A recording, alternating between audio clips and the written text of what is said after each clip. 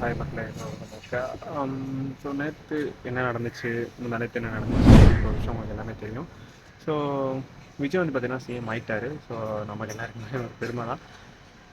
அந்த நேரத்தில் நேற்று ஒரு நியூஸ் வந்து பார்த்திங்கன்னா பரவிட்டு இருந்தாங்க. ஸோ விஜய் வந்து என்ன சிஎம் இருந்தாலும் ஃபஸ்ட்டு வந்து போட்ட கையெழுத்து வந்து 200 யூனிட் கொடுக்குறாங்க அப்படின்னு சொல்லிட்டு ஒரு கையெழுத்து போட்டிருந்தாரு. அந்த கையெழுத்தில் வந்து பார்த்தீங்கன்னா மோசடி அப்படின்ற மாதிரி போட்டிருந்தாங்க. ஸோ அது மோசடி தான் கிடையாது மக்களே, அது மோசடி கிடையாது. கிட்டத்தட்ட 200 யூனிட் வந்து 5000, சரி, 200 யூனிட் வந்து 500 யூனிட் யூஸ் பண்ணுறவங்களுக்கு 200, அதாவது 500 யூனிட் வந்து வர வரைக்கும். ஸோ அது வரைக்கும் தான் மக்களுக்கு வந்து 200 யூனிட் இலவசம். அதை தாண்டுச்சுன்னா 100 யூனிட் பழைய கணக்கு தான் அப்படின்ற மாதிரி சொல்லிட்டாங்க.